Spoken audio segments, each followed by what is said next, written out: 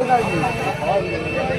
প্রশ্নের জবাব দিতে গিয়ে মুফাসসিরিন হযরতরা লিখছেন আল্লাহ রাব্বুল আলামিন হযরত খাদিজাতুল কুবরা রাদিয়াল্লাহু তাআলা আনহার কলবে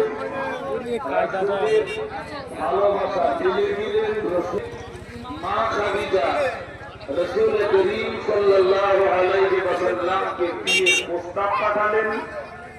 সেই প্রস্তাব অ্যাকসেপ্ট হলো, সেই প্রস্তাব গৃহীত হলো। চাচা আবু তালেব সম্মতি দিলেন।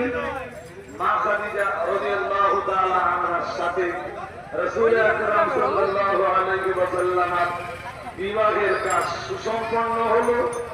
আর বিবাহের পর মা খাদিজা রাদিয়াল্লাহু তাআলা আনহা তিনি ছিলেন আরবের, তিনি ছিলেন মক্কার এক ধনবতী নারী। তার উপার্জিত তামাম জীবনের সম্পদ